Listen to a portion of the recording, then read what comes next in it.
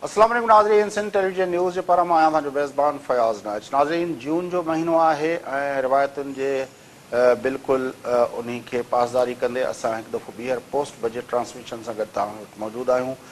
Budget जेका आहे उहा जून जे महीने में जीअं हर साल पेश थींदी आहे, हिन भेरे बि इतला इहे आहिनि त वफ़ाक़ी हुकूमत जे पारां 12 जून ते बजट पेश कई पई वञे। उन हवाले सां पाकिस्तान जो सनतकार, पाकिस्तान जो सरमाएदार, पाकिस्तान जो बिज़नेसमैन उहो इन सॼे मामले खे कीअं थो ॾिसे, ख़ासि तरह हाणे जॾहिं कोविड-19 या कोरोना वायरस जी वबा पूरी दुनिया में फैलियल आहे ऐं उन वक़्तु सॼी दुनिया जी जेका मार्केट आहे उहा बिल्कुलु सुकिड़िजी वई आहे। ख़ुदि दुनिया जूं मईशतूं जेके आहिनि उहे इंटरनल बहरान जो शिकार आहिनि। उन सूरत हाल में पाकिस्तान जी मईशत खे जी पोज़ीशन मौजूदा कहिड़ी आहे, उनखे चैलेंजिस कहिड़ा आहिनि ऐं उन मां निकिरण जे लाइ हिन वक़्तु असांखे कहिड़े क़िस्म जे बजट जी ज़रूरत आहे, उनखे असांजा सनतकार, असांजा बिज़नेसमैन, असांजा सरमाएदार ऐं असांजा पंहिंजो इक़्तिसादी माहिर जेके आहिनि उनखे कीअं था ॾिसनि। उन लाइ असांजे अहिड़ी शख़्सियत खे दावत ॾिनी आहे जेको सनतकार बि आहे, सरमाएदार बि आहे, बिज़नेस लीडर बि आहे, त साॻिए वक़्तु इक़्तिसादी माहिर बि आहे। साईं इंजीनियर एम ए जवाहर साहिब सां गॾु न चुकनि सां गुफ़्तगू। जवाहर साहिब सलाम अलैकुम। जवाहर साहिब, तव्हां ॿुधो पोस्ट कोविड वर्ल्ड आहे, बल्कि पोस्ट बि न आहे, अञा पाण कोविड वर्ल्ड में हलूं था पिया।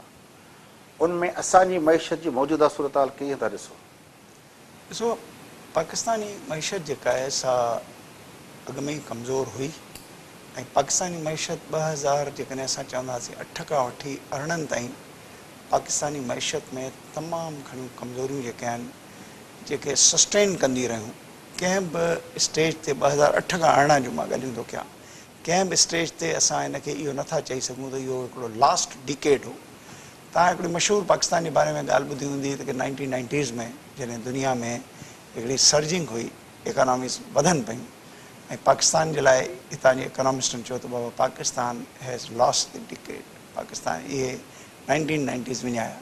पर मुंहिंजो पंहिंजो ज़ाती ख़्यालु इहो आहे त उन खां पोइ जेकॾहिं वॾे में वॾो जेको डिकेड ऑफ अपॉर्चुनिटीज़ वरी आयो, जंहिंमें असां सस्टेन माना कयो छा ते लोअर ग्रोथ ते ऐं multiplication of problems for the industry, multiplication of problems for the service sector, multiplication of problems for agriculture, यानी ओवरऑल उन खां पोइ जेकॾहिं तव्हां ॾिसो त असां वटि हिकिड़ो टूल रहिजी वियो हो। जेकॾहिं मां थोरी देरि लाइ 1990s जा तव्हांखे हिकिड़ा अक्यूमुलेटेड जेके आहिनि से मां ॿुधायां थो कर्ज़ा छा हुआ। उहे हुआ $17.5 बिलियन। माना असां लॉस्ट डिकेड विञायो, पर असां अक्यूमुलेट छा कयो, $17 अरब। हाणे 8 खां वठी 18 ताईं असां पंहिंजो एक्सटर्नल या डेट्स जी अक्यूमुलेशन कई $55 बिलियन। 55 में तव्हां जेको आहे सो 17 ऐड कयो, 65 हिकिड़ा 7 ॿिया कयो, 72 बिलियन डॉलर्स अगेंस्ट तव्हांजे 92 जो जेको टोटल कर्ज़ो हिन वक़्तु एक्सटर्नल पाकिस्तान ते बीठो आहे। इन्हनि ॿिन्ही डिकेड्स जी हिकिड़ी सुठी परफॉर्मेंस न हुअण जे करे असां किथे अची बीठा आहियूं, 92 जे हिकिड़े स्टॉक ते बीठा आहियूं जेको असांखे वापसि करिणो आहे। हाणे पाकिस्तान जे जेकॾहिं इन स्टॉक खे असां ॾिसूं त छा पाकिस्तान हिननि सालनि में तव्हांजे साम्हूं आहे त कर्ज़ वठी कर्ज़ पिया था लाहियूं।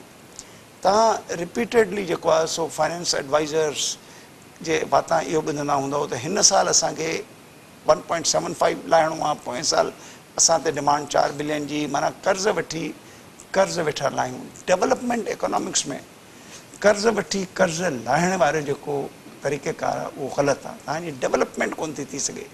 आख़िर कर्ज़ छाजे लाइ वरितो वेंदो आहे त तव्हां उन मां हिकिड़ी डेवलपमेंट पैराडाइम में अचो, तव्हां ग्रोथ पैराडाइम में अचो ऐं उन में एतिरी त ग्रोथ थिए जो तव्हांजा जेके हिकिड़ा पब्लिक टैक्स रेवेन्यूज़ आहिनि, जेके चइजे त टैक्स कलेक्शन, उन्हनि मां तव्हां इहे शयूं वापसि बि करे सघो।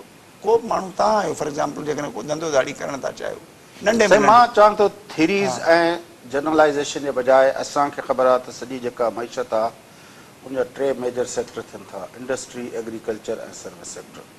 मां चाहियां थो त उन्हनि खे 1 बाय 1 तव्हां एनालाइज़ करे असांजे नाज़रीन खे ॿुधायो त असां वटि हिन वक़्तु एग्रीकल्चर जी जेका ग्रोथ पैटर्न आहे उनमें असांजी मईशत खे उहो केतिरो संग ॾेई सघे थी। इंडस्ट्री असांजी हिन वक़्तु कहिड़ी कैफ़ियत में आहे ऐं उनखे चैलेंजिस कहिड़ा आहिनि, ऐं साॻिए वक़्तु जेको असांजो सर्विस सेक्टर आहे उनखे जी छा पोज़ीशन आहे। त त छाकाणि त असां पोइ वरी ख़ासि तरह जेका आहे मां चाहींदुमि त उन ते बि तव्हां सां ॻाल्हि ॿोल थिए त जेको असांजे वज़ीर अज़म साहिबु जेको 2 सेक्टर्स आहिनि उन ते फोकस कयो आहे कोविड-19 जे दौरान, कोरोना वायरस जी हिन वबा जे दौरान। हिकिड़ो हुन पहिरियों चयो हुयो त भई असां हिकिड़ो आणियूं पिया जंहिंजो हुन ऐलान कयो हुयो स्कीम जेका कंस्ट्रक्शन जी सनत, हुनखे सनत जो दर्जो ॾेई कंस्ट्रक्शन खे जेको आहे हुन चयो त असां जेको आहे हुनजे लाइ पैकेज आंदो आहे। ॿियो अॼुकल्ह जेको आहे वज़ीर अज़म साहिबु अचानक जेको आहे टूरिज़म जे हवाले सां ॾाढो एक्टिव थी वियो आहे त टूरिज़म ते त मां चाहियां थो त इन सभिनी शयुनि खे असांजा जेके टई रियल सेक्टर आहिनि उन्हनि खे ऐं उनखां पोइ इहे जेके वज़ीर अज़म जा 2 पैकेजिस आहिनि उन्हनि खे तव्हां थोरो एलॉबरेट कयो त वधीक बहितर थींदो। फयाज़, ॻाल्हि दरअसल इहा आहे जो थोरी देरि लाइ इकोनॉमिक ग्रोथ ऐं उन ग्रोथ जी ज़रूरत ऐं उन ग्रोथ जो हिकिड़ो सुठो अंग अखर हुअणु किन में 3 सेक्टर्स में उन जी हिकिड़ी अक्यूमुलेटेड इंटीग्रेशन सां तव्हांजो हिकिड़ो जनरल GDP ग्रोथ ठहंदो आहे, क़ौमी मईशत जो इहो ग्रोथ। हाणे उन ग्रोथ जी पाकिस्तान में जेका अॻु थी सुठनि वक़्तनि में इहा पे कई मतिलबु कोविड-19 खां हा अॻु में त बाबा पाकिस्तान खे 7% घटि में घटि जेको आहे पर अॻु थी आहे हुई त 2% बि कोन करे सघंदा। IMF कोविड-19 खां पहिरियों बि चयो हो। हाणे तव्हां जेका हालत पुछनि था चाहियो त हिननि 3 सेक्टर्स जी छा हालत आहे, त हिननि 3 सेक्टर्स जी जेका हालत आहे उनखे वर्ल्ड बैंक जे ग्लोबल प्रोस्पेक्ट्स में ॾिसो। वर्ल्ड बैंक पाकिस्तान जे लाइ हिन साल जंहिंखे चइजे त ग्रोथ जेका आहे सा मनफ़ी 2.6% ते आंदी आहे, यानी 3% जे लॻभॻि तव्हांजी मनफ़ी ग्रोथ पई थी थिए। हाणे इन्हनि 3 शयुनि खे 3 हंधनि ते स्प्रेड कयो। पाकिस्तान जी एग्रीकल्चर इकोनॉमी 20%, 56-57% सर्विस सेक्टर, उन खां पोइ बैलेंस में तव्हांजी इकोनॉमी इंडस्ट्री, इहे 3 गॾिजी करे अक्यूमुलेट पे थियूं कनि -3% तव्हांजी ग्रोथ। -3% ग्रोथ इहा हिकिड़ो अंग्रेज़ी जो लफ़्ज़ आहे त बाबा तव्हां माइनस ॾेई छॾियो पोइ ग्रोथ जो लफ़्ज़ भले ॾेई छॾियो, ठीकु आहे। मतिलबु तव्हां वधंदो कोन घटिजंदो। हा, असां ॾिसो $3 बिलियन जेके आहिनि से हिन साल पंहिंजे क़ौमी मजमूई पैदावार 3 सेक्टर्स में जेको आहे सो असांजी घटायूं वेठा 500 अरब रुपया। 500 अरब रुपयनि जे बराबरि असांजी इकोनॉमी श्रिंक पई थी थिए। हाणे वापसि अचूं त इन्हनि जो हाल अहिवाल छा आहे त हाणे कोविड खां पहिरियों बि को सुठो कोन हो, पाण में वेठा आहियूं।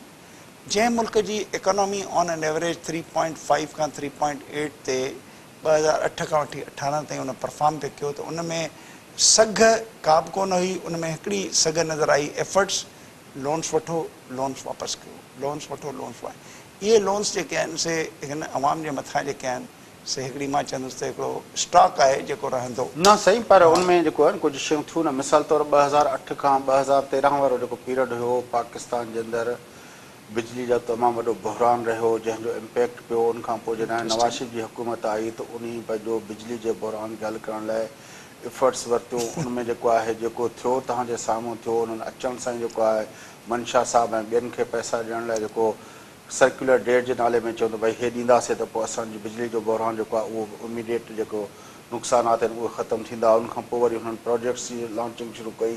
उनमें पोइ तव्हां ॾिठो त असां हाणे उहे प्रोजेक्ट्स विकिणण लाइ बि तयारु वेठा आहियूं त असांखां को प्रोजेक्ट वठे त उहो जेको असांजो मतिलबु ईअं त न आहे त 8 खां 18 ताईं असां बिजली जे बहरान खे ॾिठो, वरी बिजली जे बहरान जे हल लाइ रिज़ॉल्व कयोसीं, वरी उहो असां वटि बिजली अहिड़ी थी वई जो असां बिजली प्रोजेक्ट्स विकिणण लाइ संभरी वियासीं।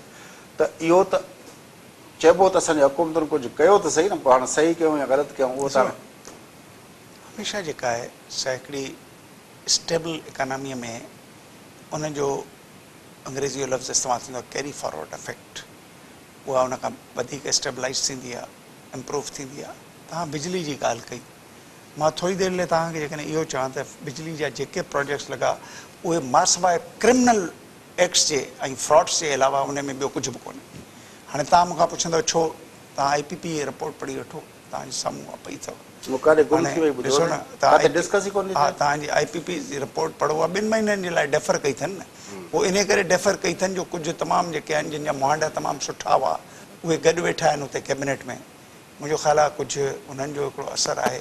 कुझु त आख़िर हिक ॿिए ॾांहुं लॉयल्टी ॾेखारणी आहे न माण्हुनि खे। क़ौम ॾांहुं कंहिंखे लॉयल्टी न आहे ॾेखारणी, क़ौम ॾांहुं वफ़ादारी खां वधीक हिक ॿिए जे ॾांहुं लॉयल्टी ॾेखारणु मुंहिंजो ख़्यालु आहे असांजे लाइ प्रायोरिटी थी। हाणे मां वाइंड अप थो कयां 5 मिंटनि में।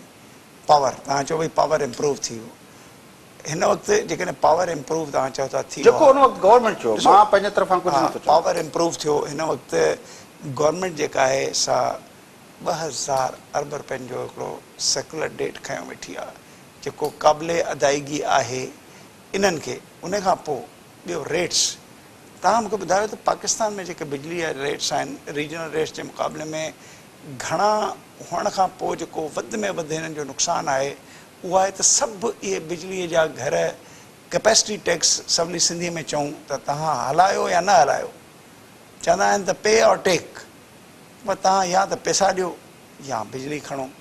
असां जेका आहे असां बिजली न वेठा खणी सघूं त इन मां छा तव्हां नतीजो अख़ज़ था कयो छो इहो कैपेसिटी जे मद में 1000 अरब रुपया जमा थींदा माना पावर स्टेशन्स खां तव्हां 50% बिजली न पे वरिती पैसा पूरा ॾिना पिया। तव्हां चओ था त बिजली जो फर्स्ट क्लास थी वियो दादा ॻाल्हि दरअसल इहा आहे फयाज़ कराची में तव्हां वेठा आहियो खुले आम के इलेक्ट्रिक छा थी चए त जंहिं इलाइक़नि में मुंहिंजा लॉसिस वधीक हूंदा मां न ॾींदुसि मां लोड शेडिंग कंदुसि जंहिं इलाइक़े में मुंहिंजी रिकवरी 90% खां वधीक हूंदी उते मां ॾींदुसि विचो वाले दर्जे में लोड शेडिंग कंदुसि। पर हाणे तव्हां थोरो हिकिड़ो तव्हां बि हिकिड़ा माशाल्लाह होशियारु क़िस्म जा एंकर आहियो मूंखे इहो ॿुधायो त हिते जेको आहे हिकिड़ी जनरेशन जे मद में जेका घटिताई थिए थी उन जा पैसा त असां ॾींदासीं पर माण्हुनि खे चऊं था त माण्हुनि खे बिजली न ॾींदासीं छो जो माण्हू चोरी था कनि।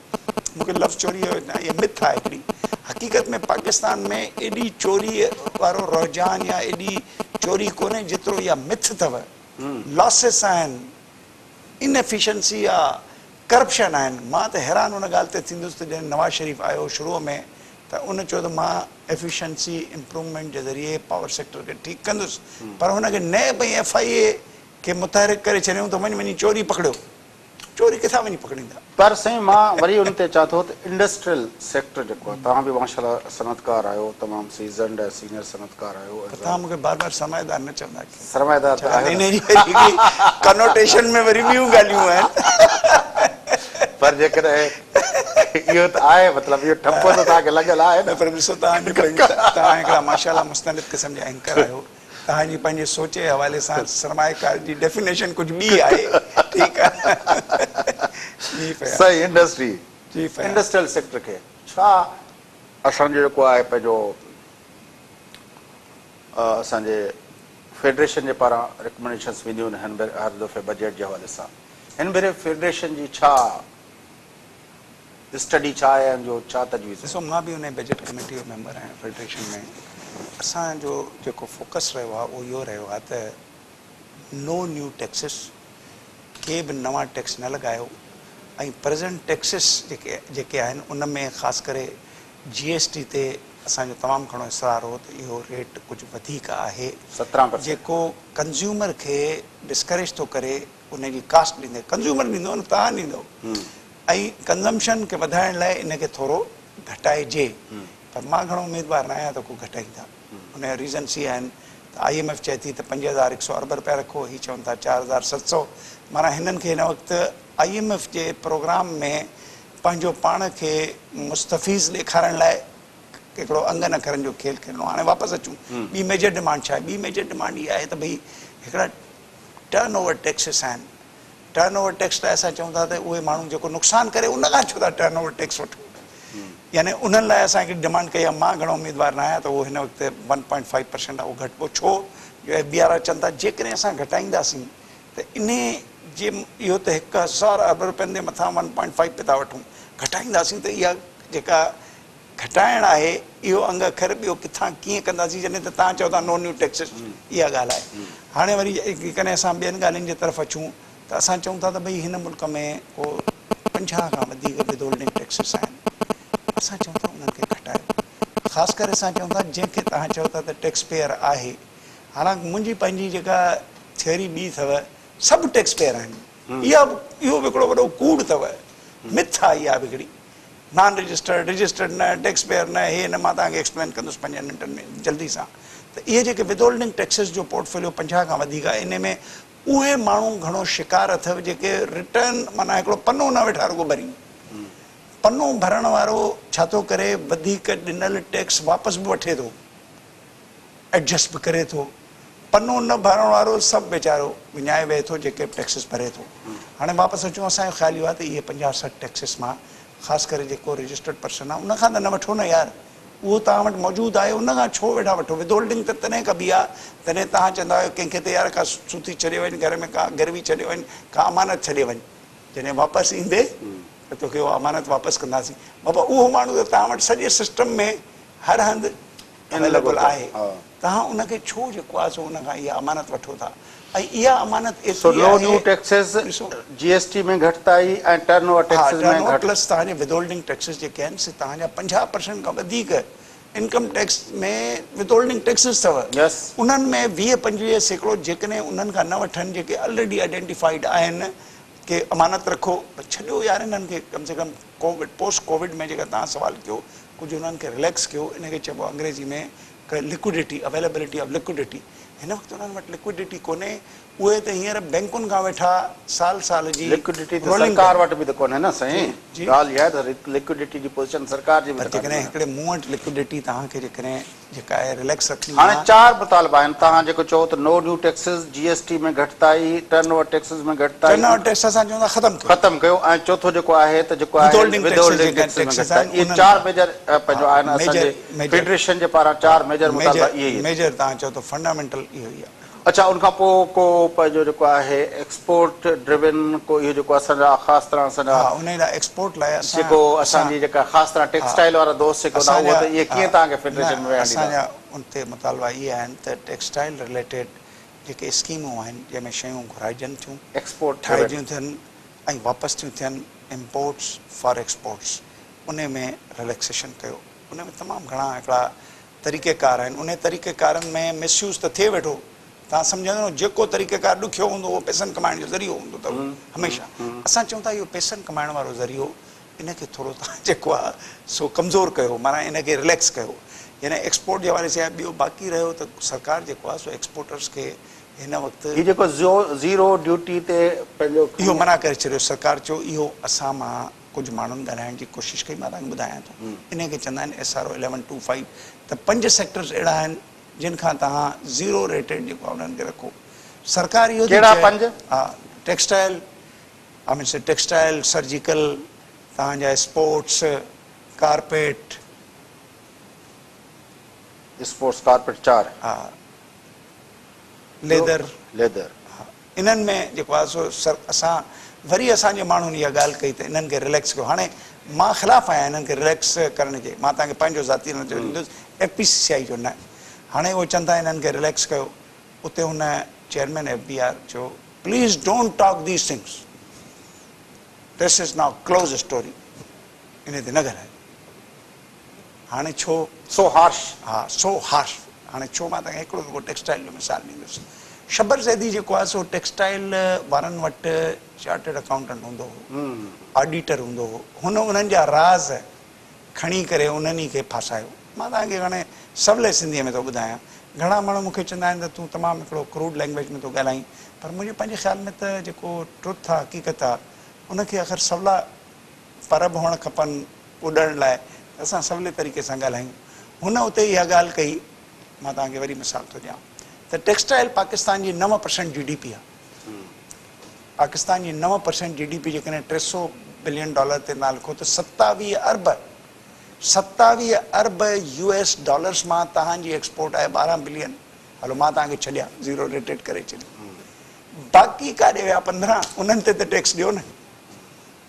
उहे सभु लिकनि पिया हिननि जे हेठां। तव्हां सम्झी वियो न? यानी तव्हां 3 शयुनि जे मथां टैक्स ॾियण जे बजाए हिकिड़े में ॾियो ऐं नंढड़ा 2 गिलास वठी वॾे गिलास में विझी छॾियो। तव्हां ॾिठो आहे न कीअं हिकिड़ा रांदीका ॾिठा अथव? इहे रांदीका आहिनि। हाणे इन रांदीकनि में हुन जो सुवालु सही हो। मां बि also I have a question कि आख़िर $15 बिलियन जेके आहिनि लोकल सेल्स, हलो मां डिस्काउंट था कयूं यार फयाज़, $5 बिलियन छॾियूं था, तूं ऐं मां बि लिबरल थी वञूं, जीअं सभु को लिबरल आहे न। $10 बिलियन खणूं, घणा थिया तव्हांजा? माना 27 बिलियन टोटल जेका आहे प्रोडक्शन आहे। हा, 1500 अरब थिया न। 15 12 अरब जो जेको आहे पंहिंजो एक्सपोर्ट आहे, एक्सपोर्ट आहे। हा, बाक़ी काॾे वियो? हाणे असां चऊं $10 बिलियन बाक़ी हलो आहे। आख़िर पाकिस्तान में 22 करोड़ माण्हू, हाणे मां तव्हांखे इहा मिथ ॿुधाईंदुसि, 22 करोड़ माण्हू, असां वटि माण्हू जेके मरनि था उन्हनि खे घटि में घटि कफ़न त खपे, जेके पैदा थियनि था उन्हनि खे कुझु कॉटन रिलेटेड कुझु प्रोडक्ट्स खपनि, जेके वॾा थियनि था स्कूलनि में उन्हनि खे मुंहिंजो ख़्यालु का शइ खपे, जेके तव्हां ऐं मुंहिंजे एज में या विच वारे में आहे उन्हनि खे बि खपे। हाणे जेकॾहिं असां ऑन एन एवरेज, मां त पंहिंजूं कैलकुलेशन कंदो आहियां त हलो हिकिड़ो माण्हू पाकिस्तान में 1 वॻो साल में पाए थो बसि, इन कैलकुलेशन्स में ॻोल्हण जी कोशिशि कंदो आहियां त आख़िर उहे काॾे पिए थियूं वञनि।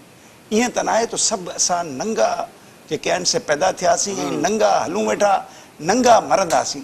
हाणे जेके $10 बिलियन ते मां तव्हांखे वरी थोरी अर्थमेटिक सम्झाइण जी कोशिशि कयां, तव्हां सां थोरो ॻाल्हाइण में हिकिड़ो मूंखे हिकिड़ी लिबर्टी बि हूंदी आहे जेका ॿियनि हंधनि ते माण्हू चवंदा आहिनि त इहे ॻाल्हियूं न करणु खपनि। हाणे 1500 अरब रुपयनि ते मूंखे इहो ॿुधायो त कुझु त टैक्स हुअणु खपे न। 17% GST आहे हिन मुल्क में, लोकल सेल्स ते आख़िर 17 नथा चऊं, मतिलबु 5 था चऊं। 1500 अरब रुपया, 150 अरब रुपयनि जो जेकॾहिं तव्हां अधु कयो, 75 अरब रुपया त मिलनि न।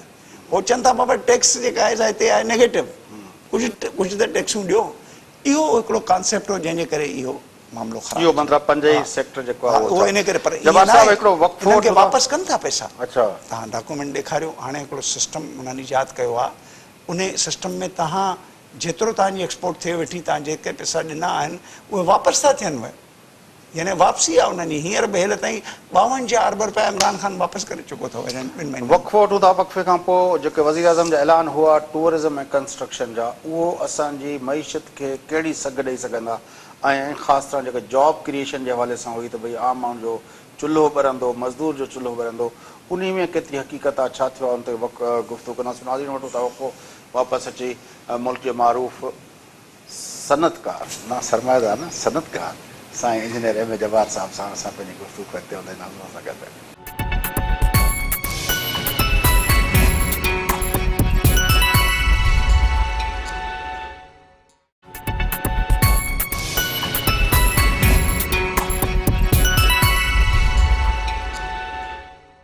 वेलकम बैक नाज़रीन, अचो प्रोग्राम जे सिलसिले खे अॻिते वधायूं। सिंध TV न्यूज़ जी पोस्ट बजे ट्रांसमिशन, उन हवाले सां जेको प्रोग्राम में मुल्क जो मारूफ़ सनतकार ऐं फेडरेशन जा जेके आहिनि अॻुवाण ऐं अॻूणा जेका आहे पंहिंजो सोसाइटी एसोसिएशन जा सदर मारूफ़ सनतकार इंजीनियर M.A. जब्बार साहब सां गॾु गुफ़्तगू हलंदड़ आहे, जो गुफ़्तगू खे अॻिते वधायूं। जी इंजीनियर M.A. जब्बार साहब, टूरिज़म ऐं कंस्ट्रक्शन 2 ऐलान थिया आहिनि। वज़ीर आज़म पहिरें कंस्ट्रक्शन जे खे इंडस्ट्री जो दर्जो ॾींदे उन ते जेको आहे पंहिंजो उनखे कयो, ऐं मूं कल्ह टियों ॾींहुं पढ़ियो पिए खुरम हुसैन साहब जेको मारूफ़ जर्नलिस्ट आहे, डॉन में लिखंदो आहे, उन चयो त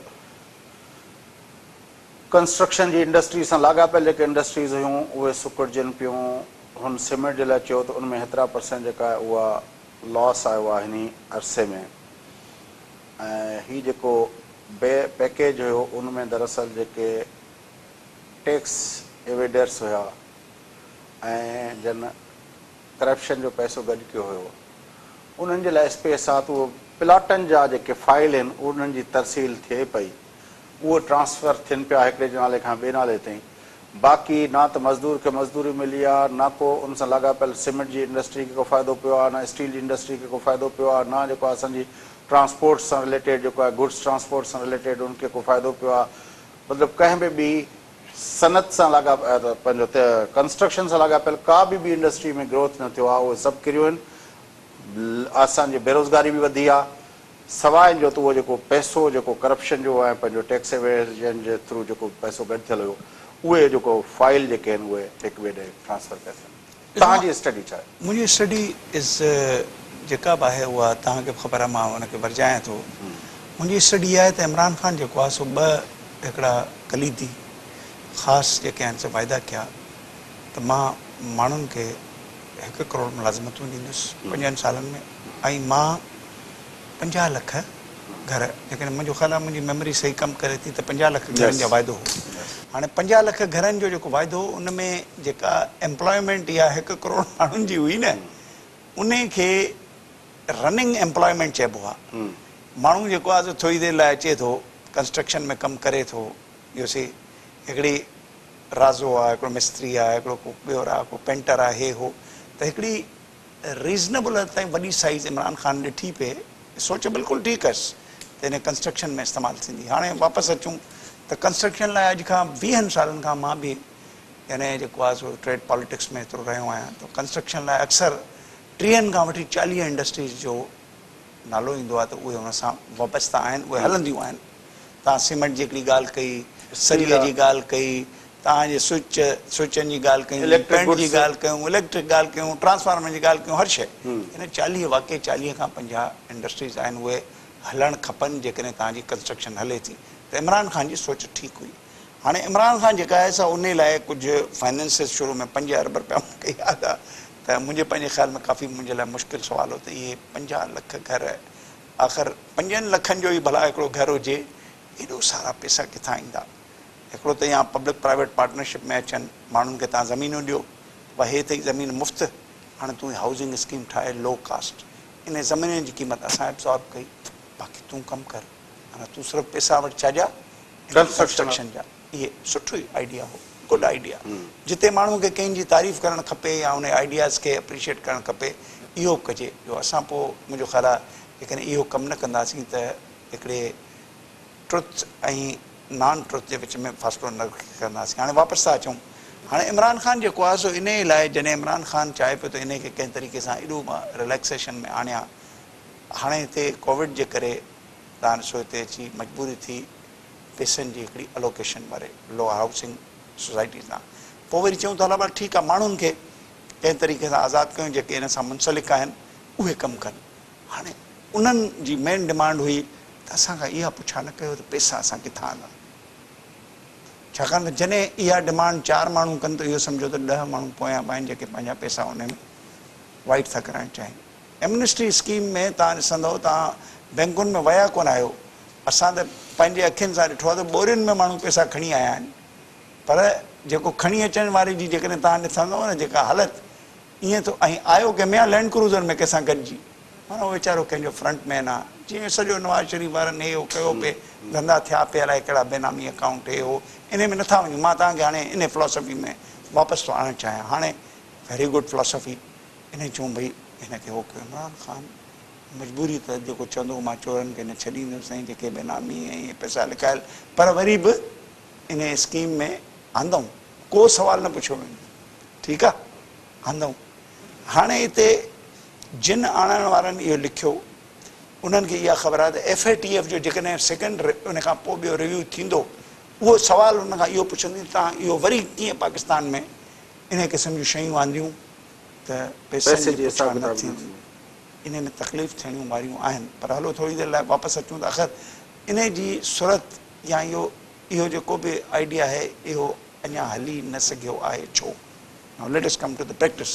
ॾिसो, नंबर वन गवर्नमेंट पंहिंजे तरफ़ां जेका पब्लिक प्राइवेट पार्टनरशिप जे कॉन्सेप्ट में पैसा विझणु पई चाहे, ज़मीनूं त गवर्नमेंट वटि जाम अथव, पर आख़िर ज़मीनूं हरनि त न, तव्हां खणी कंहिंखे सुपराए वेझे विच ते नूरियाबाद खां कंहिं कुंड में उछलींदो, ईअं न थींदो। हाउसिंग स्कीम्स उते ई ठही सघंदियूं आहिनि जिते 10 किलोमीटर 50 किलोमीटरनि ताईं कम्यूटेशन हुजे, अचण वञण जो ज़रियो हुजे, उते तव्हां हाउसिंग स्कीम खोलियो त माण्हुनि खे रोज़गार वारे हंधनि जे वेझो रखायो वञे। उहे ज़मीनूं गवर्नमेंट खे आइडेंटिफाई करण में थोरो मुश्किल थिए पई, पर गवर्नमेंट उन जो बि हिकिड़ो हल कढियो, हिकिड़ा 27 गवर्नमेंट प्रॉपर्टीज़ जेको आहे जो चयो असां ऑक्शन था कयूं थ्रू प्राइवेटाइज़ेशन कमीशन, कुझु सोच हुई। हाणे वरी वापसि अचूं त कोविड, इंटरसिटी, इंटर प्रोविंशियल तव्हांजी ट्रांसपोर्ट मां हमेशह इहो ज़हन में रखो त प्रोड्यूसर जेको आहे न, ट्रेसेबिलिटी, जीअं राशन आहिनि, जेकॾहिं तव्हां प्रोड्यूसर जी तलाश में वेंदो त उहो बि तव्हांखे कोन लभंदव। जेको प्रोड्यूसर आहे उन प्रोड्यूसर खां पोइ तव्हांजा हिकिड़ा होलसेलर्स हूंदा अथव, होलसेलर्स खां पोइ सब डीलर्स हूंदा आहिनि, डीलरशिपूं हूंदियूं आहिनि, तव्हांजी रिटेल हूंदी आहे, तव्हांजो उहो सॼो बंदि लॻो पियो आहे। त इन करे मुंहिंजो ज़ाती ख़्यालु आहे त एॾी वॾी रिआयत ॾियण खे पैसा न पुछा वेंदा। तव्हां वटि बि जेकॾहिं आहिनि न के लिकियल पैसा ॾेई छॾियो कंहिंखे, इन में हणी छॾींदो, तव्हांखे कुझु फ़ाइदो ई थींदो, तव्हांखां पुछंदा त कोन किथां आया, तव्हांजो मतिलबु एॾो ट्रस्ट। पर जब्बार साहब, हिन स्कीम जे अंदरि जेको बुनियादी फिलाह हुयो, जेको मां हिन खे एज़ अ जर्नलिस्ट स्टडी कयो आहे या मुख़्तलिफ़ कंस्ट्रक्शन जे माण्हुनि सां मूं ॻाल्हायो आहे, त इहो सिर्फ़ु जेका मूं खुरम हुसैन खे कोट कयो, इहा खुरम हुसैन जी ॻाल्हि मूंखे दुरुस्त लॻे थी पई त इहो हिकिड़े मख़सूस मख़सूस टोले खे फ़ाइदो ॾियण जी स्कीम खां वधीक कुझु न हुई, छाकाणि तव्हां ॾियो था त उन माण्हू खे सॼो पैकेज ॾियो था जेको तव्हांजे बकौल बिल्डर आहे। जेको ख़रीदार आहे उन खे को फ़ाइदो न आहे, को उन लाइ को प्लान न आहे। तूं पैसा खणी अची ख़रीद कंदे त तोखां कुझु न पुछा कई हूंदी, अहिड़ी ॻाल्हि न आहे। नंबर 1 ऐं जेको टैक्सिस जी जेका मद में जेके रिआयतूं आहिनि उहे बि बिल्डर खे। पर ॻाल्हि इहा आहे त जेको बिल्डर जो जेको कारोबार आहे, असांखे इहा ख़बर आहे त माण्हू तॾहिं उहो कारोबार शुरू थींदो आहे जॾहिं हू सिर्फ़ु ज़मीन अची वठी वेही रहंदो आहे, पोइ स्कीम अनाउंस कंदो आहे, पोइ माण्हुनि जा पैसा ईंदा आहिनि। हीअ बहरिया टाउन वग़ैरह, इहे मलिक रियाज़ वग़ैरह, छा मलिक साहब पंहिंजा पैसा त कोन खणी आया न, फाइल ते हीअं पने ते पैसा पिया हलिया मिलिया न। हाणे इहा आहे बिल्डर जी जेका आहे पंहिंजो जेको बिज़नेस आहे, उन जो मॉडल इहो आहे। तो हिकिड़ी जॻह वठी हुन ते जेको आहे पंहिंजो 2-3 लाइटूं हणी ऐं चवंदो आहे बाबा इहे स्कीम अथव, अचो बसि। हेतिरो एयरपोर्ट खां हेतिरो परे अथव, हाईवे खां हेतिरो परे अथव, फलाणो अथव, हे सहूलियतूं अथव, हिते हिन जे विच में मस्जिद बि अथव, हिन जे विच में ईदगाह बि अचो अथव, पार्क बि अथव, त प्ले ग्राउंड बि अथव, हे सहूलियतुनि सां गॾु मां तव्हांखे। हाणे पोइ ईंदो आहे माण्हू पैसो। हाणे जंहिंखे पैसो, माण्हू जो पैसो गॾु थींदो आहे, तॾहिं वञी बिल्डर पोइ वरी हिकिड़ी लेवल ते प्लिंथ ते खणी अचण खां पोइ वरी एतिरा पैसा ॾियो, वरी हितां खां खणण पंहिंजो हुन ते पहुचण खां पोइ वरी हेतिरा पैसा ॾियो। हाणे उहो जॾहिं जेको ख़रीदार आहे, जेको उनजे लाइ तव्हां वटि का स्कीम ई न आहे त भई बैंकूं तव्हांखे कर्ज़ा ॾींदियूं। मां मिसाल तौरु घर वठणु चाहियां त मूं वटि त कुझु न आहे न। जंहिं माण्हू लाइ इहे घर ठाहियो था पिया, उन माण्हू जे लाइ तव्हां छा ॾिनो? उनजे लाइ त तव्हां वटि का स्कीम ई न आहे। तव्हां सिर्फ़ु उहो ठाहिण वारे लाइ स्कीम ठाही। उहो ठाहिण वारो मूंखे मुफ़्त में त कोन ॾींदो, उहो त मूंखां पैसा वठंदो, ऐं उहो पैसा बि मूंखां हर वक़्तु चवंदो बाबा हाणे हे पंहिंजो स्कीम आहे, फाइल आहे, त फाइल जा पैसा ॾे, वरी पोइ साईं हे पाण शुरूआति थी आहे, जेको आहे खॾा खुटरा आहिनि त इन जा पैसा ॾे, वरी हाणे असां DPCूं पिया विझूं, इन जा पैसा ॾियो, त वरी प्लिंथ ते आया आहियूं त इन जा पैसा ॾियो, वरी साईं जेको आहे हिते आया आहियूं त वरी शटरिंग ते पहुता आहियूं, हिन जा पैसा ॾियो, छत ते पहुता आहियूं, वरी हाणे रिनोवेशन ते थी। मतिलबु इहो आहे त जेको ख़रीदार आहे उन खे जे लाइ का स्कीम न आहे, त बिल्डर छो इन्वेस्ट कंदो? कंहिं वटि को बिल्डर अहिड़ो आहे जंहिं सॼी कंस्ट्रक्शन पंहिंजे पैसे सां करण खां पोइ उहो विकिणे? ईअं त हूंदो ई कोन्हे को। बिल्डर जो जेको तस्वुरु आहे, जेको वॾियूं वॾियूं स्कीमूं आहिनि, उहे त इन बुनियाद ते थींदियूं न त माण्हू अची पैसा ॾींदा आहिनि। उन ख़रीदार जे लाइ का स्कीम हुई कोन, पर तंहिंजे लाइ इहा फेल थियणी हुई। इन जो बेनिफिट सिर्फ़ु उन्हनि माण्हुनि खे पवणो हुयो जंहिंजो पैसो हुयो। उन्हनि खे इहा ख़ुरमुसन जी ॻाल्हि मूंखे दुरुस्त लॻे थी त सिर्फ़ु ट्रांसफर ऑफ द जेको आहे पंहिंजो फाइल्स खां सवाइ इन स्कीम में कुझु ई न हुयो। न, तव्हां ॾिसो, इहा जेका ॻाल्हि कई आहे काफ़ी हद ताईं इन में वज़न आहे। मुंहिंजो ख़्यालु इहो हो त शायदि इमरान ख़ान अॻिते हली हिकिड़ी इहा स्कीम आणी आहे, जीअं प्रोग्राम्स आहिनि, तव्हां माण्हुनि वटि जिन वटि कुझु कोन्हे 12,000 रुपया ॾियो वेठा न, जिन वटि शायदि कुझु कमु करण जी सलाहियत आहे, उनखे बेरोज़गार स्कीम तहत पैसा ॾियो वेठा, लोन्स बि ॾियो वेठा 20 लखनि ताईं। त मुंहिंजो ज़ाती ख़्यालु हो त शायदि जेकॾहिं हालात मुसाइद हुजनि, हा, त थी सघे थो 50 अरब खां वठी 100 अरब रुपया हिकिड़ी ब्लॉक अलोकेशन रखी वञे हा। हाणे उन ब्लॉक अलोकेशन में इन्हनि माण्हुनि खे जिन वटि घर कोन्हनि, ऐं अक्सर तव्हां ॾिसंदो त उहे माण्हू जेके लोअर मिडिल क्लास चइजे या इवन बिलो दैट, जिन खे 2 कमरनि जो को फ्लैट खपे, उन्हनि वटि ज़रियो कोन्हे त इहो भई प्लिंथ जा पहिरें पैसा ॾियनि, पहिरें हुन जा ॾियनि। तव्हां बिल्कुलु यू आर 100% राइट। पर मुंहिंजो ख़्यालु आहे इहा स्कीम बि अचणी हुई, जेका मां ॿुधी हुई त हीअ स्कीम शुरू में अनाउंस थी त माण्हुनि खे, पैसनि वारनि खे, सॻारनि माण्हुनि खे, ब्लैक मार्केटियर्स खे या नाजाइज़ दौलत जी कठी आहे, उन्हनि खे घटि में घटि हिमताए करे अॼो अॻिते त अचो। हाणे आहे त उन्हनि खां केरु ख़रीद करे? उहो त इन्वेस्टर थिया न। उन्हनि खां ख़रीद करण लाइ इहो जेको ॿियो हिसो आहे, इहो बि अचिणो हुओ। पर मुंहिंजे पंहिंजे ख़्याल में त हिन वक़्तु जेका सूरत हाल आहे, उन सूरत हाल में इन्वेस्टर कीअं इन्वेस्ट कंदो जंहिंखे जॾहिं हुनखे इहा ख़बर न हूंदी? ॾिसो, डिमांड ऐं सप्लाई जो जेको रूल आहे, तव्हां पहिरें त उनखे ॾियो न, डिमांड त क्रिएट कयो न। मूंखे इहा ख़बर हुजे त भई बैंकूं 100 माण्हुनि खे, 1000 माण्हुनि खे कराची जे अंदरि जेको आहे कर्ज़ु ॾियण जी हुकूमती स्कीम आहे, जेके घर वठणु चाहिनि, पोइ त मां कंस्ट्रक्शन में लॻाईंदुमि न त भई हे जेको आहे हिननि खे बैंकूं कर्ज़ु ॾींदियूं। फयाज़, हिन सिलसिले में इस्लामाबाद में कुझु मुज़ाकरात थिया, असां बि हुआसीं। मां तव्हांखे हिकिड़ो सप्ले क़िस्म जी सोल्यूशन थो ॿुधायां। जेके डिस्कशन थियूं, असां ॿुधूं था, माण्हुनि खे पंहिंजे सोच खे इम्प्रूव कयूं था। असांजी ज़ाहिर आहे, पंहिंजी सोच ज़ाहिर खे आहे। इम्प्रूवमेंट लाइ ॿुधणो थो पए जेकॾहिं ग्रेड 1 पाकिस्तान में त ग्रेड 1 बि आहे 22 बि आहिनि जेकॾहिं इहे जेको हेठियां ग्रेड्स आहिनि जेकॾहिं इन्हनि में हिकिड़ी तक़सीम करे 1 बेडरूम फ्लैट 2 बेडरूम फ्लैट टिनि जी त इन्हनि जे लाइ गुंजाइश ई कोन अथव मां तव्हांखे ॿुधायां ग्रेड 14 या 12 ताईं इन्हनि खे जेकॾहिं गवर्नमेंट यानी इन क़िस्म जा कर्ज़ा जेके आहिनि से विदाउट एनी मार्कअप मतलब कोई स्कीम हुजे स्कीम हुजे हा न हाणे न आहे न हाणे वापसि अचूं वरी ॿिए पासे पब्लिक सेक्टर खां प्राइवेट सेक्टर में बि अचूं उते बि को बि मालिक पैसा ॾेई उनखे घर कोन थो ख़रीद करे ॾे उहे चवां थो न मां चवां थो त ॾिसो स्कीम हुजे हा न गवर्नमेंट जॾहिं स्कीम अनाउंस कंदी आहे त स्कीम उहो प्राइवेट सेक्टर खे बि उनमें ॾिसो ऑन बोर्ड वठे हा लेट अस कंक्लूड पाण जे हिन जी कंक्लूजन इहा कयूं त इहा जेका हिननि स्कीम ॾिनी इहा इनकम्पलीट हुई चलो से हाणे हिन में, कंस्ट्रक्शन ते पाण थी वियासूं टूरिज़म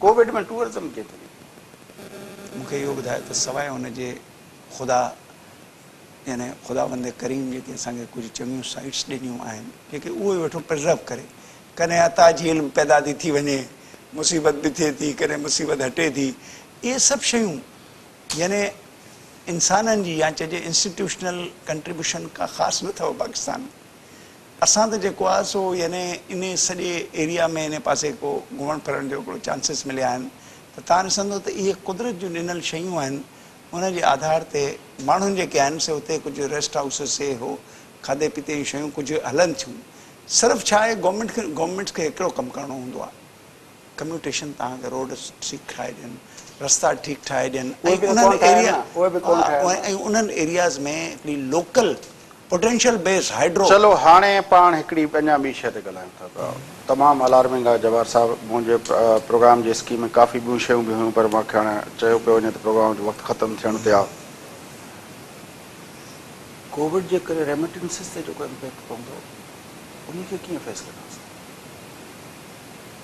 ॾिसो हाणे हिन वक़्तु ताईं जेके लेटेस्ट फिगर्स में को तमामु घणो फ़र्क़ु कोन आयो अथव पर जेकॾहिं आहिस्ते आहिस्ते इकोनॉमीज़ जेके कमज़ोर थी वियूं आहिनि वधीक थींदियूं उहे इकोनॉमीज़ जेके असांखे रेमिटेंसिस जा जेके ज़रिया पई ॾियनि मिडल ईस्ट सॼो वठो यूनाइटेड स्टेट्स वठो यूरोप वठो जितां वठो ख़ासि करे हिन एरिया मां त वधीक पैसा पिया आया आहिनि साहिराना फयाज़ असांजो जेको करंट अकाउंट डेफिशिएंट उन ज़माने में जेके बैलेंस कयो हूंदो हितां कयो हूंदो हाणे त असां वटि करंट अकाउंट डेफिशिएंट तमामु सुठो थी वियो अथव जो इम्पोर्ट्स ई कंप्रेस थी वियूं आहिनि कंज़म्पशन कंप्रेस थी वई आहे कर्ज़ कोन ॾियणा पिया न डिफर थिया न exactly differ of the payment of the dates जेको थी हिकिड़ी कंप्रेशन में मैक्रो इकोनॉमिक मां ॾिसंदो आहियां त इंडिकेटर्स एतिरा बुरा न वेठा नज़र अचनि पर रेमिटेंसिस जेके आहिनि से कुझु ज़रूरी इन करे हूंदा आहिनि जीअं रिज़र्व्स ते बि उनजो पॉज़िटिव इफेक्ट रहे प्लस माण्हू जेके इहे रेमिटेंसिस वारा आहिनि इहे हिकिड़ो तव्हांजे सोशो इकोनॉमिक